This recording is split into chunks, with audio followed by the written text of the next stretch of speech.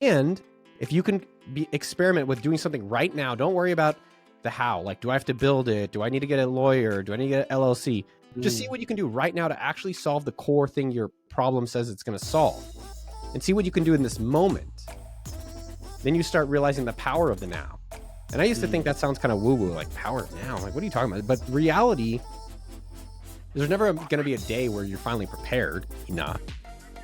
Welcome to the Undefeated Underdogs podcast, where I unpack and narrate stories of ambitious people who turn obstacles into opportunities. My goal for this podcast is to create a platform to narrate underdog stories and maybe play a small, teeny tiny role in inspiring you. I intend to highlight the underdog mentality and make authentic conversations with people who play the long game, take action with a chip on their shoulder, and convert obstacles into opportunities. Buckle up, as I'll be bringing some authentic founders, VCs, community builders, and content creators who got underestimated their whole lives, and yet they beat all the odds to become insanely successful. Now, today I want to tell you a little bit about our awesome sponsor, Acquire.com. Selling a business is as tough as building a business. As someone who went through this process once, selling my own startup, I know the pain it takes to get to the end zone. This is where our sponsor shines. Imagine this. You're a founder who's built a solid SaaS product, acquired customers, and generating consistent monthly revenue. The problem is, you're not growing for whatever reason. Lack of focus, lack of skill, or just plain lack of interest, and you feel stuck. What should you do? The story I'd like to hear is, you buckled down, somehow reignited the fire, get past yourself and the cliches, and start working on your business rather than just in the business. You start building an audience, move out of your comfort zone to do sales and marketing, and in 6 months, you triple your revenue. The reality isn't as simple. Situations may be different from every founder facing these crossroads, but too many times, the story ends up being one of inaction and stagnation until the business becomes less valuable or worse, worthless.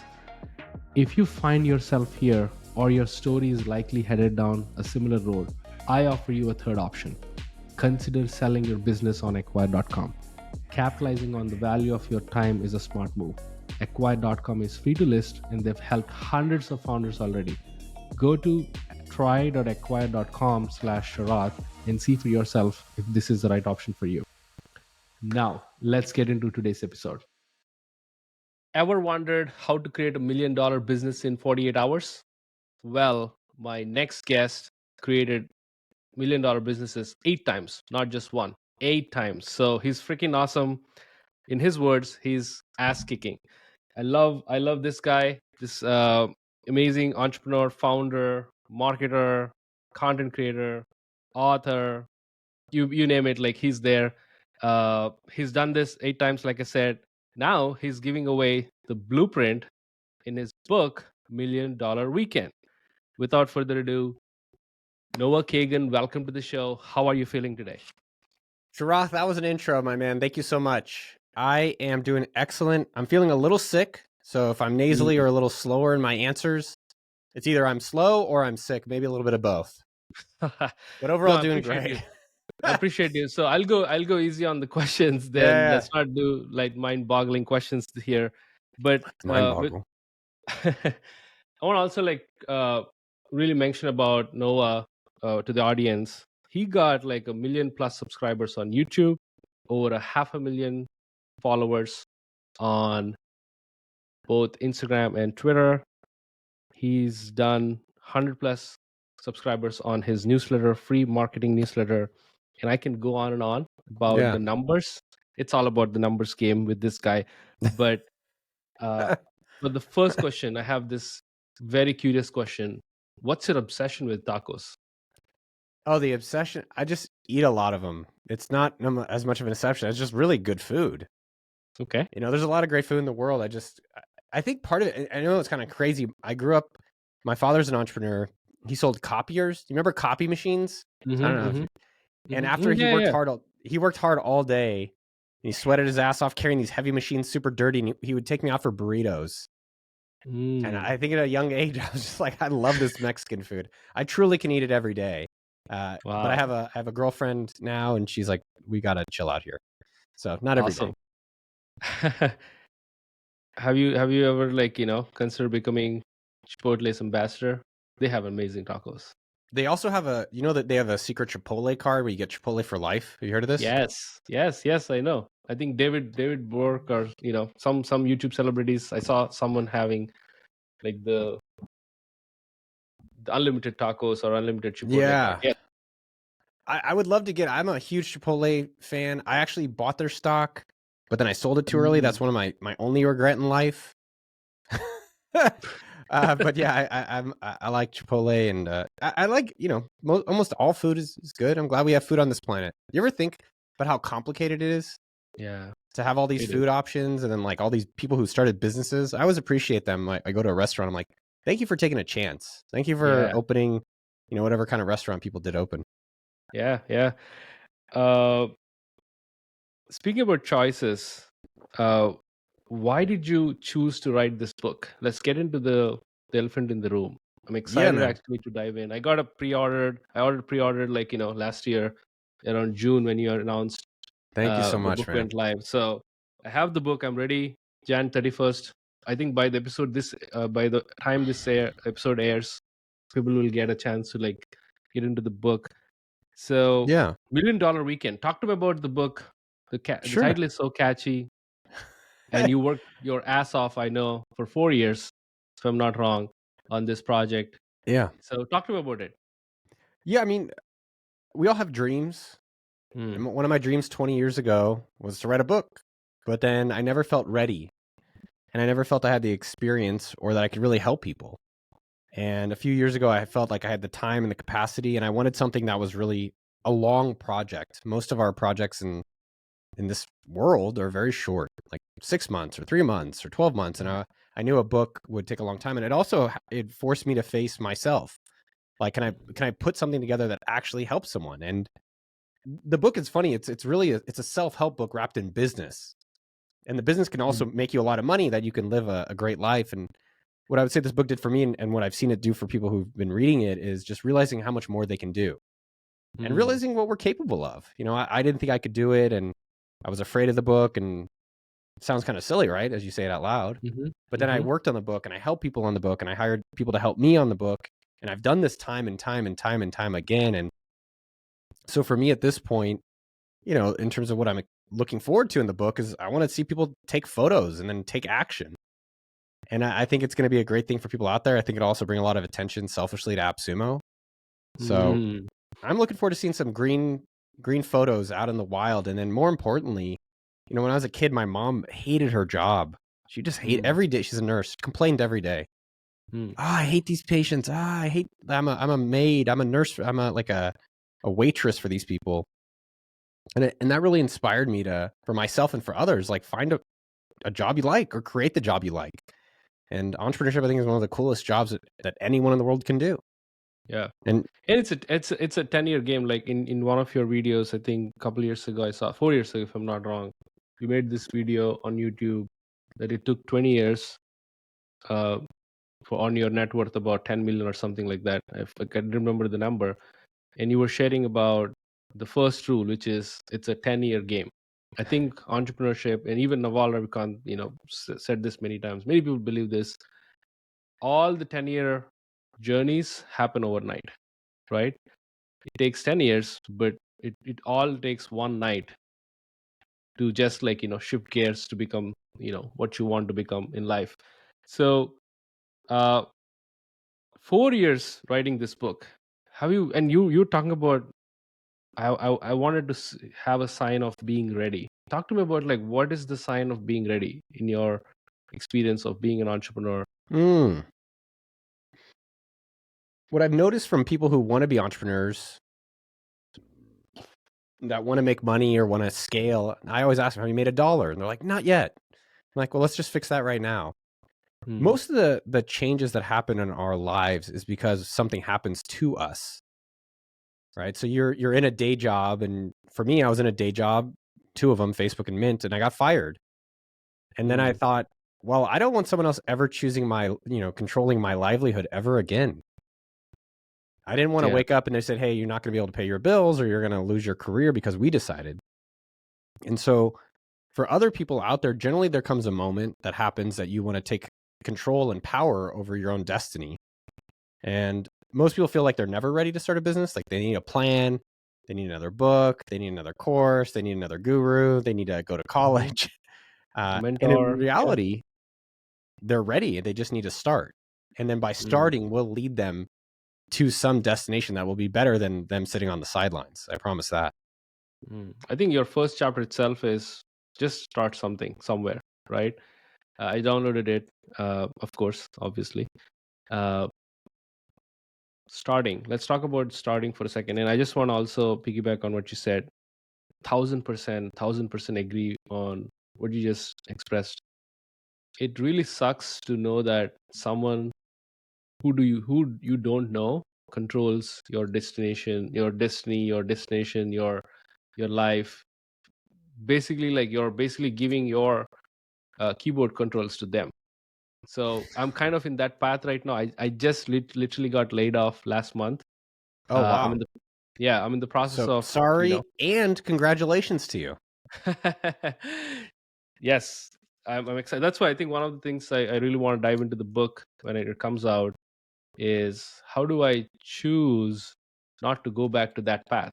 And how do I've built a SaaS business before. I sold it, while I work full time.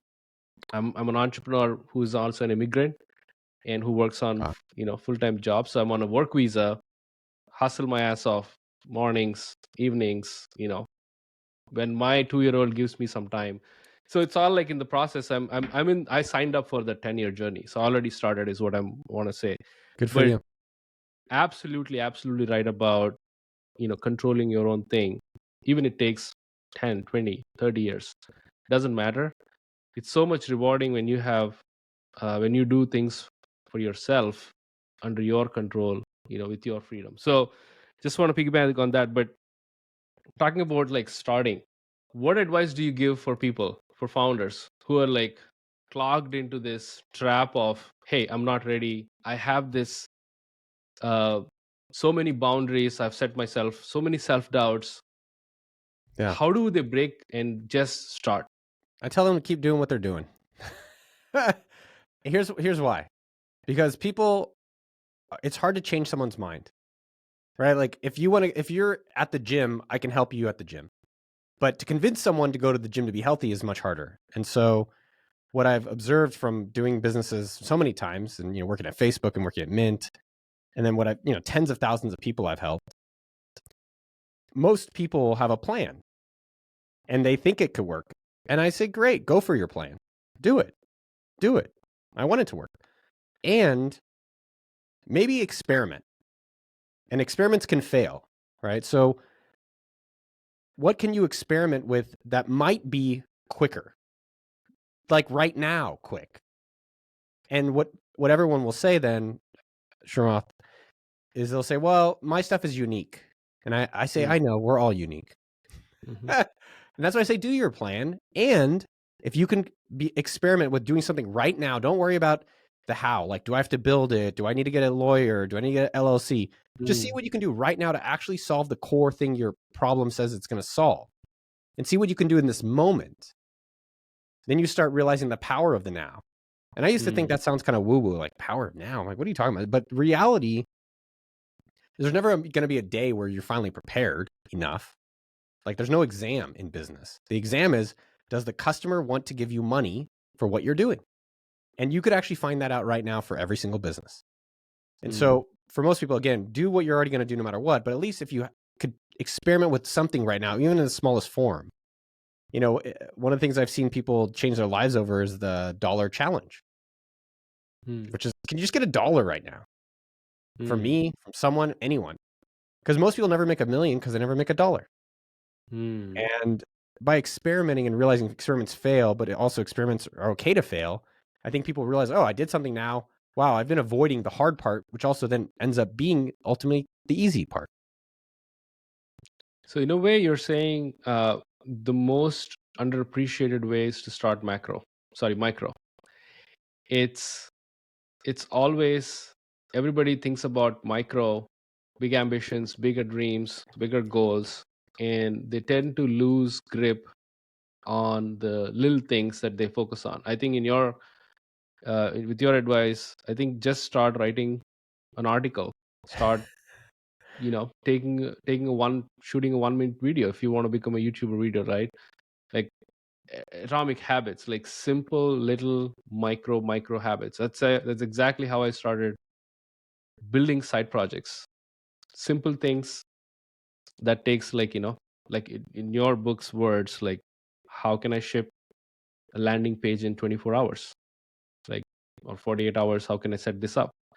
So the power of now exists in, I think, in the power of micro, like very small, very simple, very tiny. And how do you navigate, or how do you balance out the two personas who actually are ambitious, but at the same time, in with your advice, like, how do you start small but also like equally think big? Like, the Yeah. struggle exists now and then. It's not something that you take it away, right? For every entrepreneur, every founder, how do you balance it out? Most people never make a million because they never make a dollar. And you mentioned when we started the show, 1 million subscribers on YouTube. I started with a few hundred, and I started with the phone. So my YouTube channel that now, it costs 25,000 to make a video. So it was just this. Hey, what's up? Mm. I want to talk to you about COVID and what we're doing at AppSumo. Right. That's it. And I posted it, and 300 people watched it. And I was shirtless at my old house, and then I liked it, and people seem to like it. Now, Mm. the two things that are important, and I break it down in the $1 Million Weekend, is the size of the market opportunity a $1,000 opportunity, $1 million opportunity, $1 billion opportunity, and beyond? Because you're going to work hard either way. But do you want to run really fast in the wrong direction? So let's make sure that you're running fast in a direction where even if you fail, you're still going to do well. Mm. Like I think AppSumo, we went from when we first started, there was 10 software products. Today, there's 100,000 software products. Mm. So we chose the right market. Now, in terms of the now, when you realize that if you want to start a YouTube channel, you post a video today. If you want to start an agency, you message one person to get a customer today. If you want to start a podcast, you post one podcast today. And you start thinking about this now, not how mindset, which is the number one takeaway from the book based on all these surveys we've done from readers, which is, wow, I was avoiding the hard part much, and it seemed much scarier than it was, but then I just did it right now. Like this woman, McKinsey, she just was like, hey, I want to do greeting cards. So she sent an email to her friends and colleagues and said, I'm going to start a greeting card business. Does anyone want to buy some? Just right away. Mm. 1 year later, she sold $50,000 worth of greeting cards. Wow.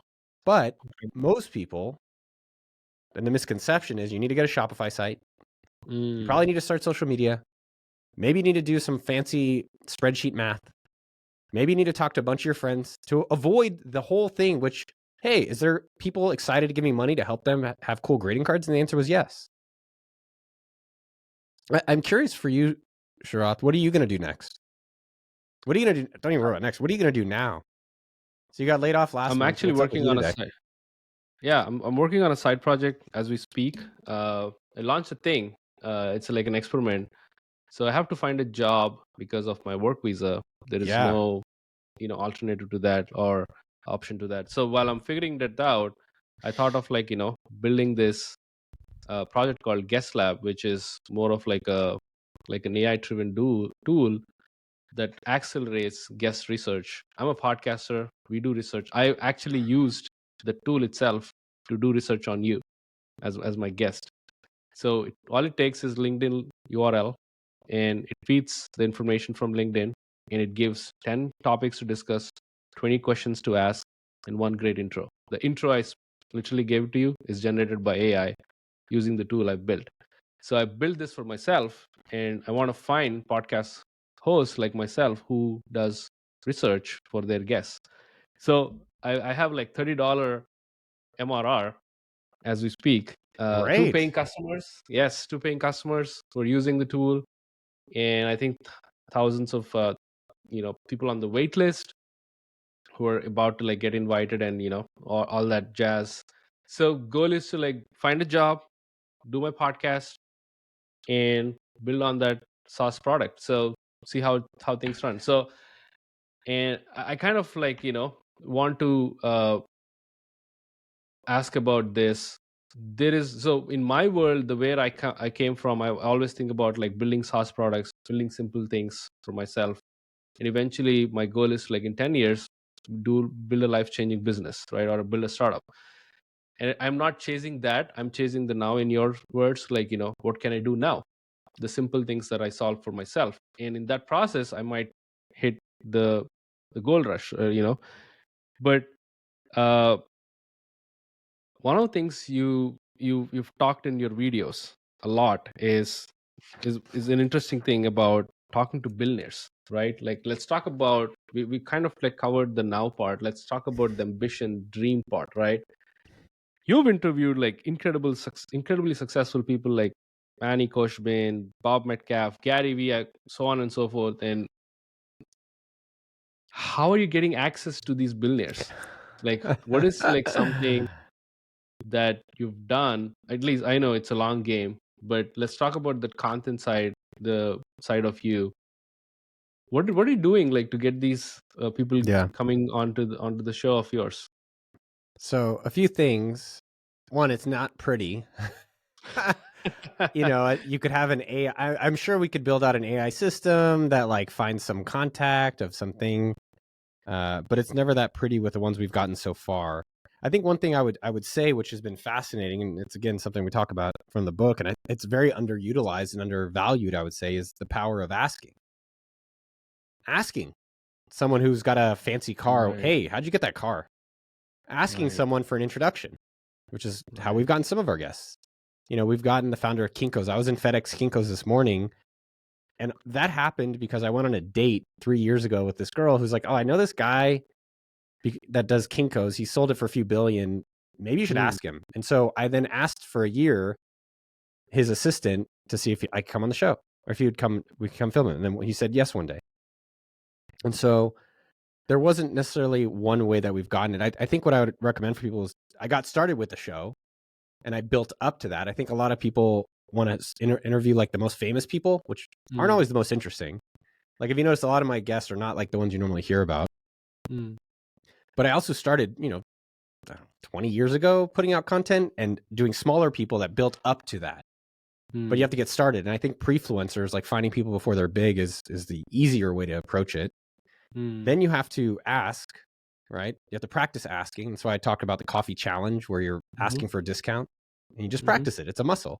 It's a skill that anyone can develop. And guess what? You don't have to be tall or physically fit or anything to be successful in business. That's one of the things that people don't think about. Like you don't have to be good looking. You could be ugly. You could be gorgeous. Doesn't matter. And you can still be successful. I think that's so cool. It's universal. So then you ask people. And then the other thing that no one does, literally no one, is they don't follow up.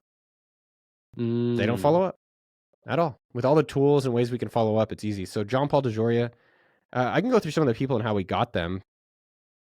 Where John Paul DeJoria, he sold Patron tequila for $3.5 billion. I saw him on the street. Wow. So, one thing I would say that helped for people out there is, have a dream, have a fantasy of things you want to do. I do it every year. And I do it as well for the show. It's like, who is my dream people?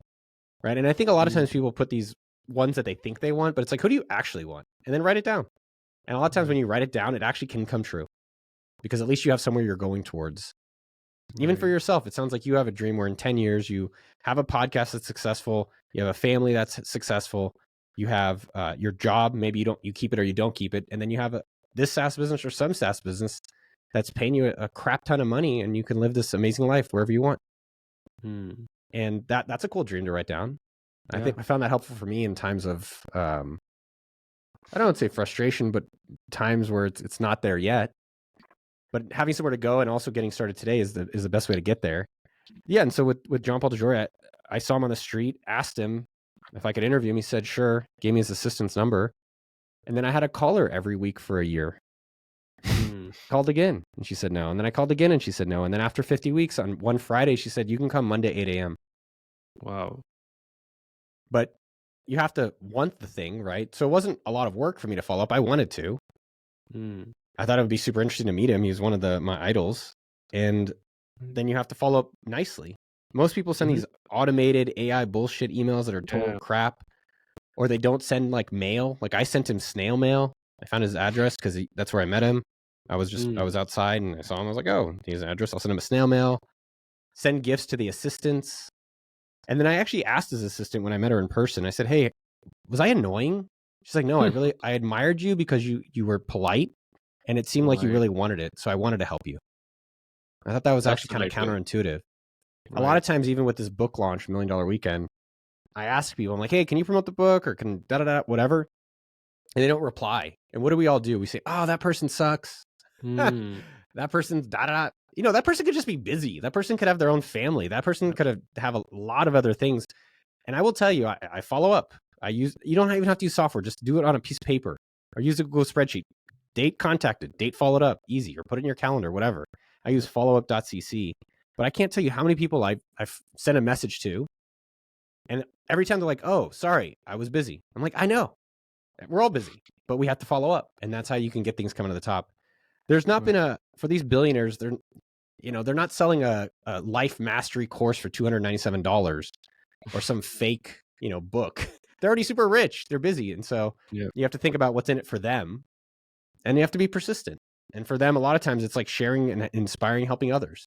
Or maybe they have a charity. So a lot of them, being clear who you want, going for it, asking, and then following up. I'm not even joking. You were not even joking, not even kidding. You were the first person that came to my mind when I launched the show 1 year ago, 1.5 years ago. And it took me some time to get that courage to ask, you and some of the others who I really admire on the internet. And I remember I just checked the date. I DM'd you on Twitter, cold DM, sent you around June 2023, and I followed up a couple times, and then emailed you around November, September. That's where you got me in touch with your assistant, and then we figured out some date in November. Then I asked again. So it's a process, right? It's shoot your shot, and if someone says no, in your words, I think there's nothing personal. It's not about you. It's about them, right? They have shit happening in their life. Never know what's going on. You're sick right now.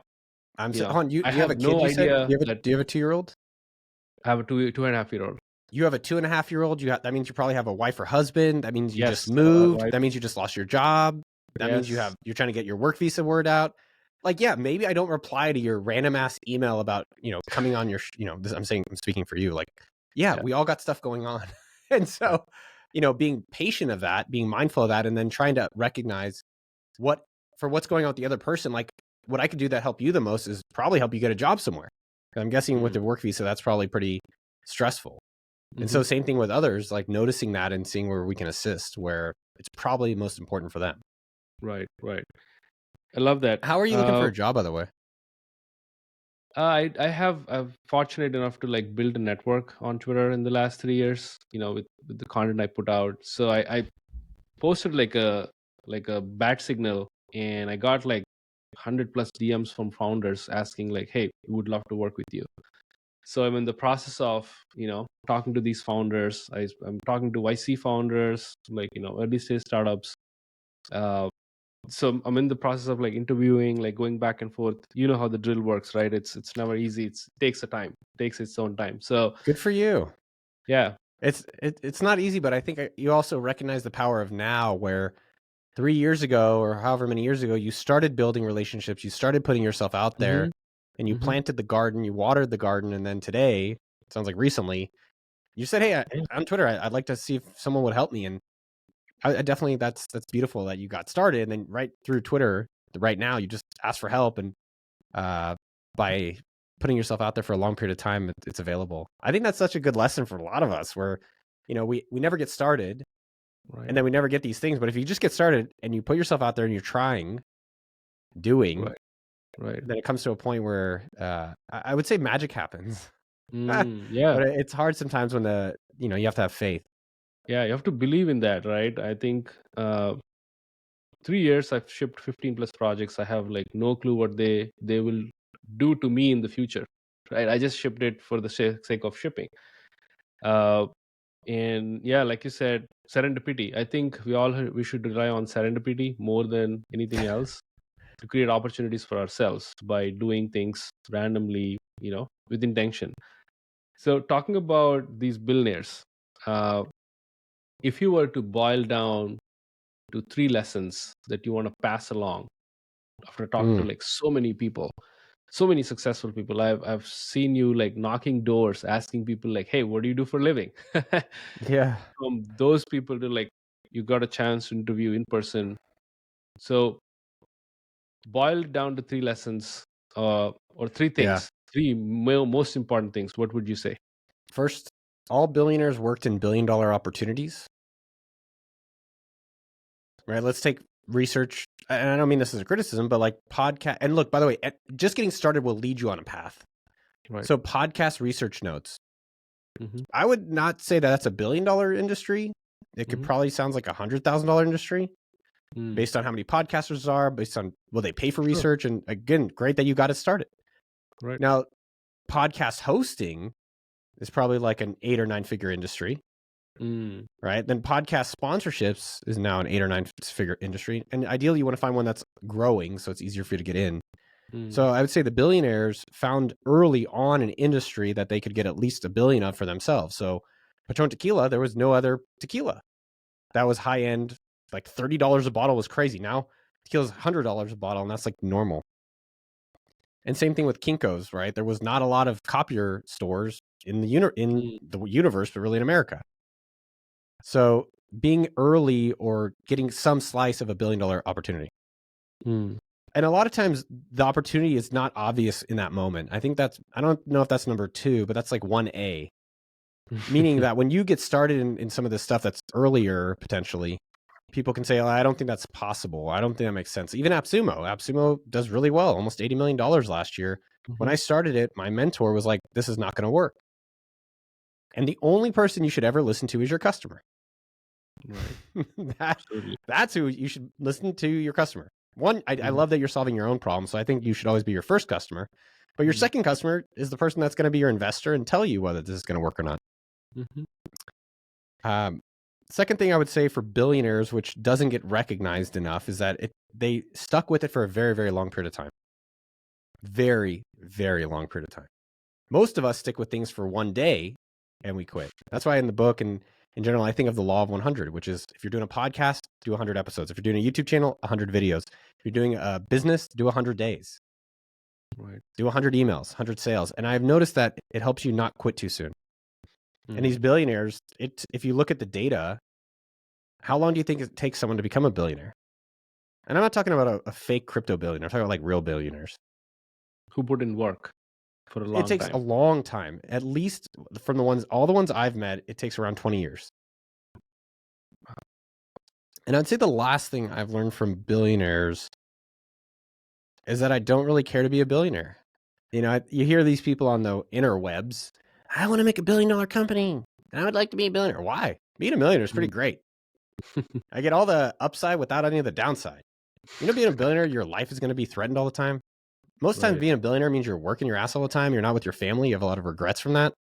Right. Being a billionaire, it means that you're sacrificing at some point. And I liked the idea that I could make enough money, or a lot of money, frankly, to live a great life and work, right? So I'm not only working, I can work and live. And that's why I left Silicon Valley. And I would say that these billionaires over-indexed on the work is what it sounds like from a lot of the ones I met. And I met one even recently. I won't say publicly who he is, but man, his life is a fucking shit show. It is a shit show. And so, not to say that's all billionaires. I definitely think there's some I really admire, but it definitely comes at a cost. High risk, high reward, right? Yeah, I mean, I think entrepreneurship is low risk, high reward. I think that's counterintuitive as well, where your job got removed. I think you're a great example where, unfortunately, fortunately, now you can control your own destiny, minus the visa thing, which will work out. Mm-hmm. that, to start a business, you can do it in a weekend, can cost you almost nothing. Right. And you can make millions and if not billions of dollars a year. Now, tell me another opportunity that's as good as that. Real estate, definitely not. That Mm-hmm. shit sucks. You have to find capital. You have to find a deal. Mm-hmm. Everyone's competitive against you. Stock market, good luck there making $1 billion unless you're very unique and very focused. But entrepreneurship, there's a lot of ordinary, basic people getting rich off. Look, let's just take sparkling water. Sparkling water. That's not even. You don't even have to be unique, but you have to get Right. started, and you have to find something people want. And then you have these low investment, high upside. Yeah, I think that's one of the things a lot of people are underestimating, and I want to talk about that. I have a question about that. In your opinion, what is an underrated way, or underrated business ideas you're watching right now in your arena that makes people millionaires or billionaires or basically successful? An underrated opportunity. Opportunities, yeah. Yeah. So yesterday, I was at the dinner table hanging out with my parents, just talking about problems that I'm having in life. And you need to make sure they're all at least $1 million opportunities so you can make $1 million. Right. But recognizing how many different problems I have was kind of shocking. Right. For instance, I'm having a baby soon. And so one of the problems with that, Yes. having the baby is amazing, but one of the opportunities, every problem is an opportunity in disguise. Mm-hmm. One of the opportunities from that is Airbnb for housing, Airbnb for co-working. So think about this. Like Airbnb sucks. Airbnb is such trash, right? You go there. I have Airbnbs. The guests suck. They trash the place. They crap everywhere. They complain about everything. They want full refunds. Okay, so that's not great, but there's still a lot of these houses available, and real estate's interesting. I think it sucks in general, but okay, maybe you have a house, or maybe you rent a house. Now, one of the opportunities, I was like, well, I need an office space because I'm probably going to get kicked out of my house because my, the baby and the wifey and all this stuff, they want to have space. And so I was like, I don't want to go to an office. That sucks. But maybe somewhere in my neighborhood, I could rent a house and then rent out the rooms as office spaces. Now, those people are going to be a lot more professional. They're not going to, drink White Claws and ruin the place. And they're going to be cleaner. And they might even end up paying more overall without less wear and tear in the house. That's $1 billion opportunity. Right? How much is the real estate market for offices? Like, it's gone down, but it's still in the trillions. Now, if you can take Airbnbs, which suck because it's all residential, then you turn that into commercial, I think that's an interesting opportunity. There's so many different ones of these, like that you just think about your day and what frustrates you. Just literally, or shadow someone who's rich. Literally get on someone's back who's rich and just watch them for the day. And just be like, hey, can I just be with you all day? And then during the day, you ask them, why'd you do that?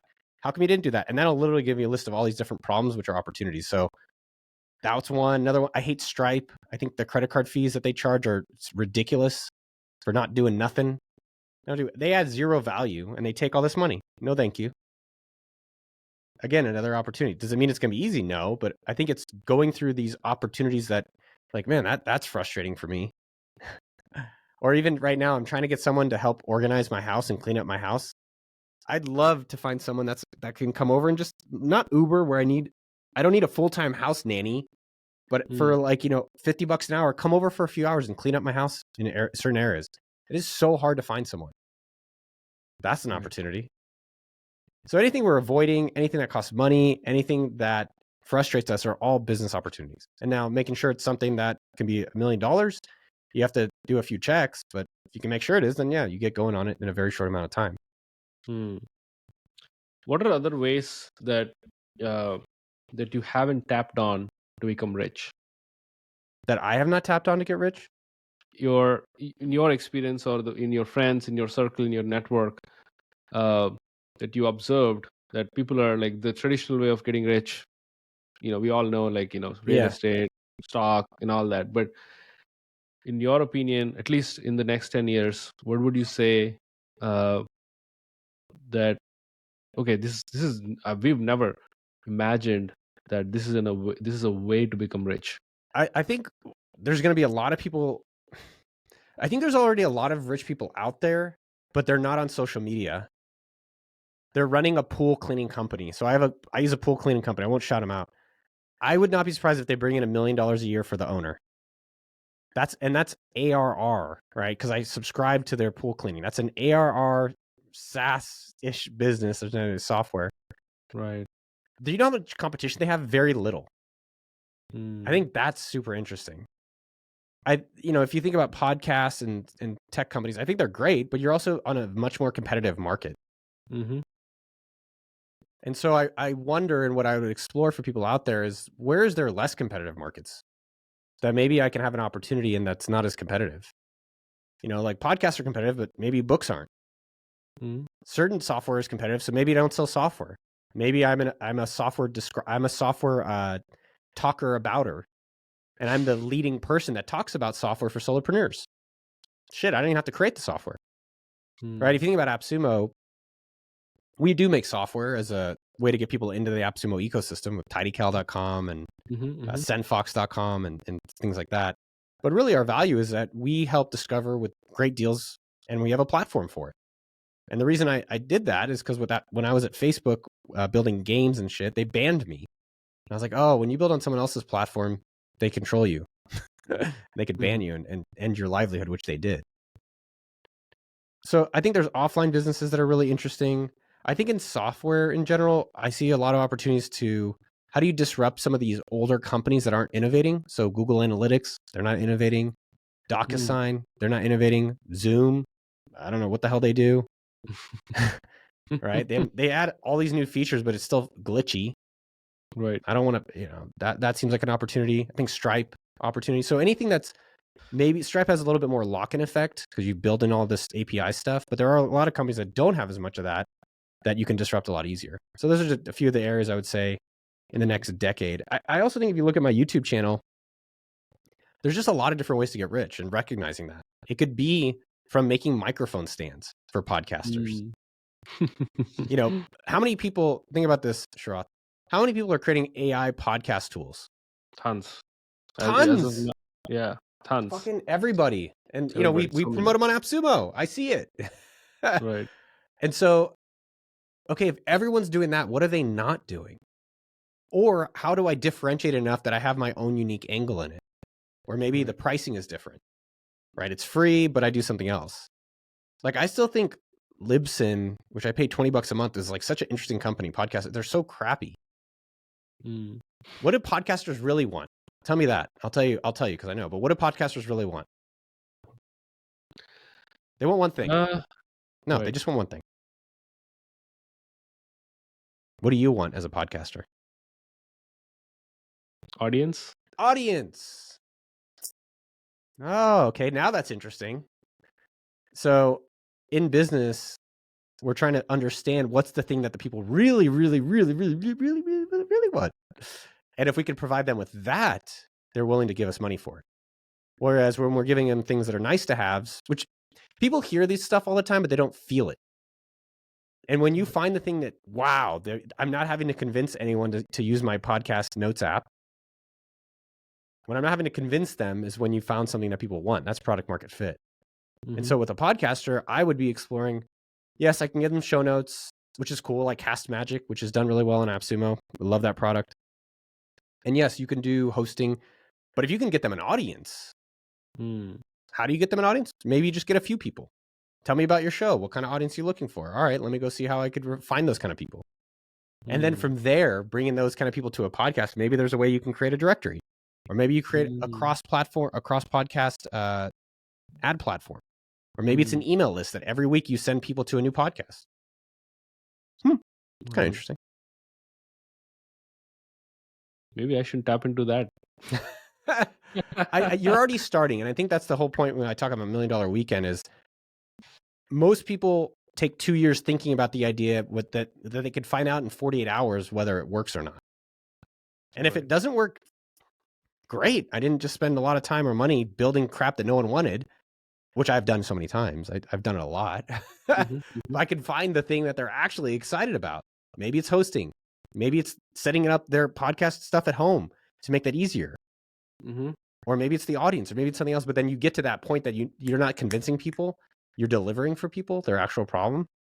Then you're just a waiter in a business that's exciting. And I'll tell you, I've been at Facebook, it was exciting. At Mint, it was exciting. At AppSumo, it was exciting. TidyCal, our Calendly alternative, we're just taking orders because it's what people want. They don't want to pay $29 a month for something they can pay $29 for life. I love that. Find things that people want. I think that's the ultimate Well, goal. it's like Paul Graham says this crap that everyone hears but no one understands. And I don't mean that rudely to anyone, but he says do things that don't scale, make things that people want. But to make things that people want, they have to actually want it. You can't convince them. And do things that don't scale literally means like what you're doing with the podcast app. Just you have 2 people, can I get a 3rd customer today? That doesn't scale because that would mean you have this waiting list. I mean, literally just talking to those people, not doing some AI magic thing. Right. You just talk to them and then you find out if they want it. And then guess what? Then you talk to another person. Like same thing with this $1 Million Weekend book launch. I personally messaged 1,300 people because I wanted a 1,000+ person launch team.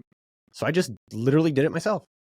And it's not that I'm a better or worse about it, but it was like I wanted to show as well as realize that this does not scale, and that's the point.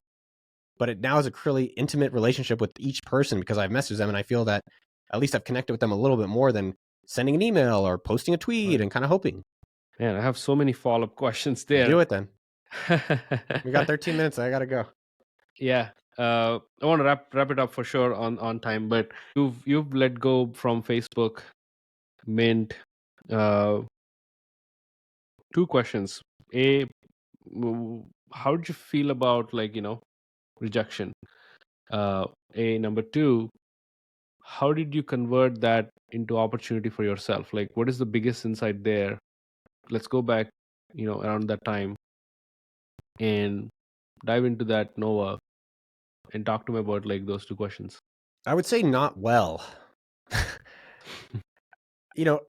We think of rejection as a bad thing. What if people thought of rejection as a good thing?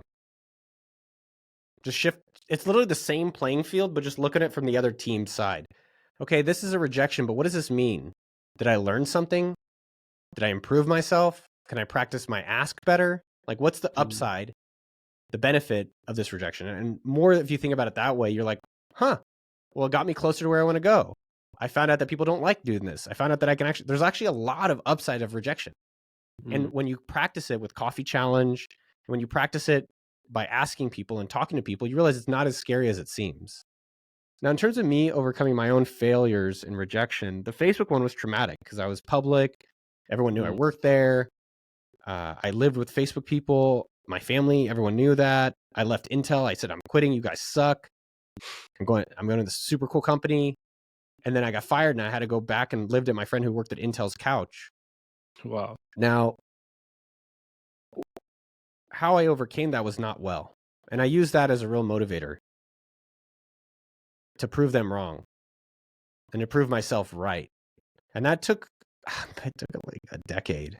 It took a long time and even this day, there's definitely still voices in my head of, oh, well, Zuckerberg's a better CEO than you.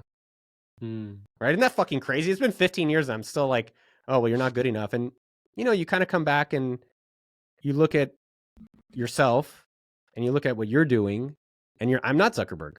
I'm Noah Kagan and you're Sharath and everyone else out there is themselves. And I would say, how do you overcome failure and fear is you embrace it. You accept that it's a little painful, but then you get back up, right? In flying, I have a pilot's license.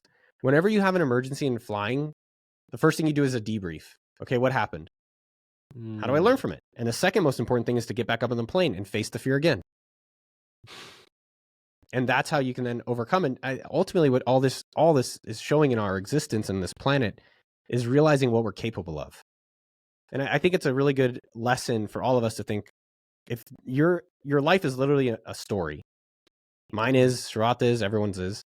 But the coolest part is we're the authors. Literally, you're the author of this amazing story. And it can be as amazing as you want it, or it could be as lame as you want it, and you get to decide. And so I do find it helpful then to also think about, as we talked earlier on, like, write your story for the end of this year. I do that every year. My fantasy.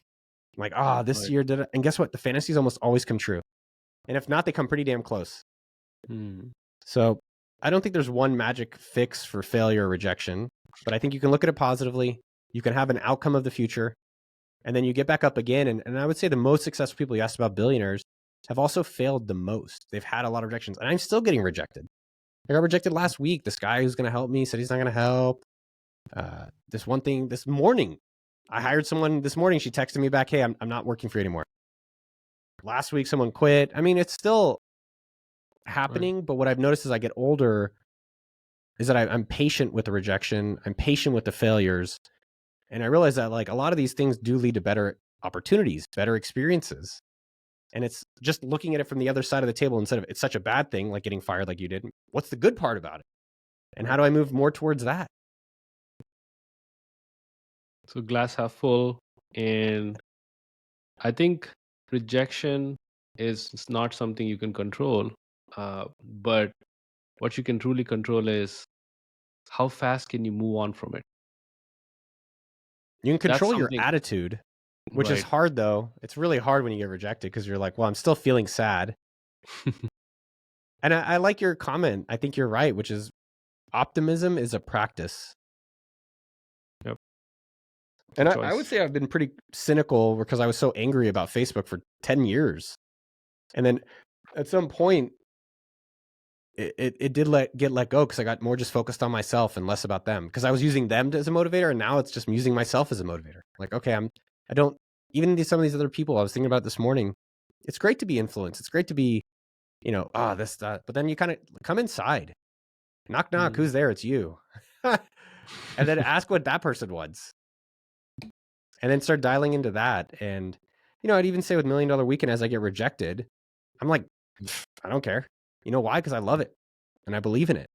And I've seen it work. So if you don't like it, that's fine. I'll find someone else. Right. And if other person doesn't want to give me a shot, that's fine. I still believe in it. I've seen it. I know it. And having the optimism around ourselves takes, practice. It's not a fixed thing. You can be more positive. Yeah, I love that. A couple of more questions before we wrap up. One of the things you also mentioned in your bio, and I read somewhere on your website as well. Can you pause 1 second? I can't hear. Hola. Sorry, they're vacuuming right outside the door. It was very loud. Awesome. Now we're back. So a couple of more questions. I think one thing you mentioned in your bio is about happiness. What's happiness to you? Define Noah Kagan's definition of happiness. I think happiness is like this very fluffy, subjective word. I think a lot of times I think about, am I at peace with myself? And so when I think about happiness, I think about last night. My parents flew into town. My girlfriend's here. She's pregnant. We're all sitting at the table. And I kind of want to be somewhere else. And there's football on, which is kind of cool. And I appreciate that. But then I also just took a pause and I took a breath. I was like, this is it. Where else would you want to be?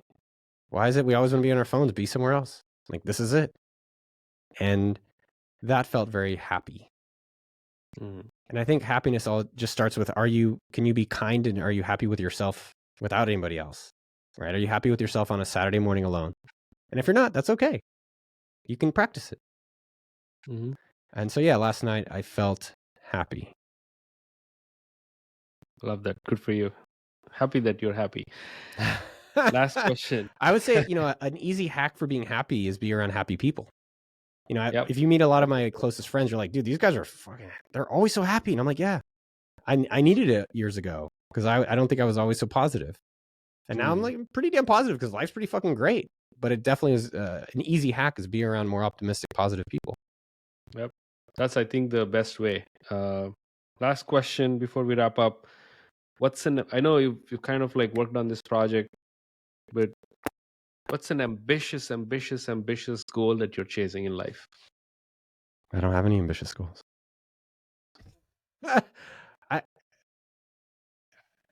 Maybe I spoke too soon, but I don't think myself is that ambitious.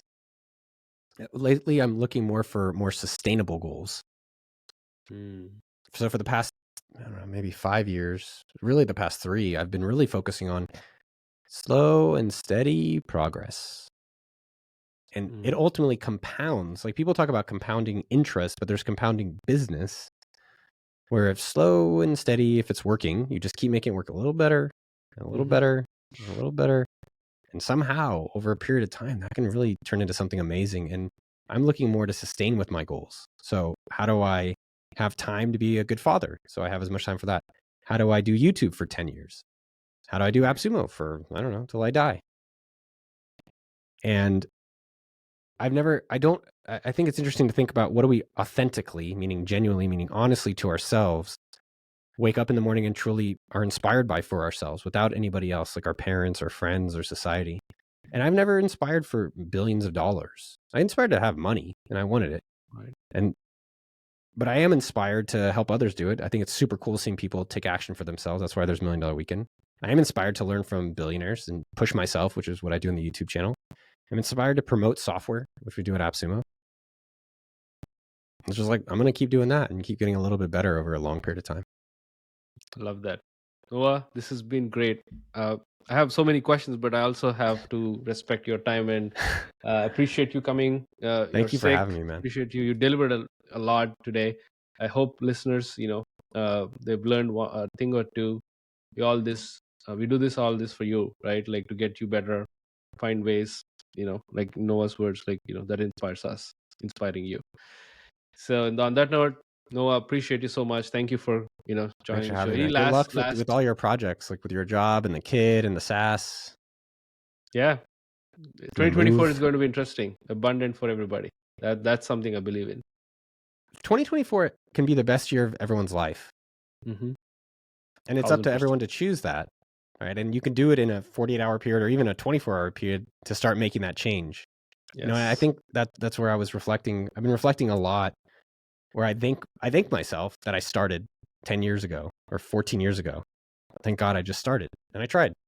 And some things didn't work. I tried a bunch of things that didn't work and finally something worked. And then there's thanking myself for sticking with it and putting people around, all these amazing people around that I've been able to work with on this.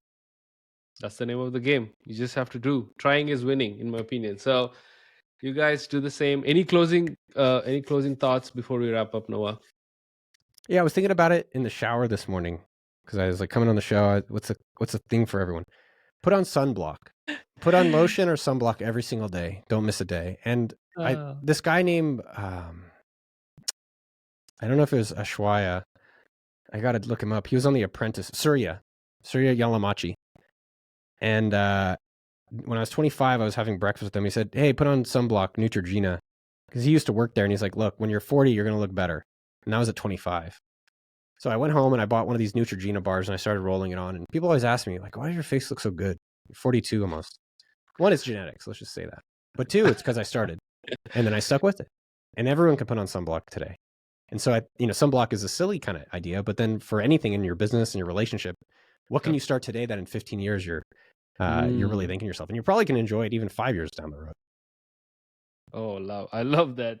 That's the most unusual closing thought that ever given on my show. So appreciate you for that, Noah. Thanks. Folks, thanks for joining. Thanks for listening. We really appreciate you. We love you.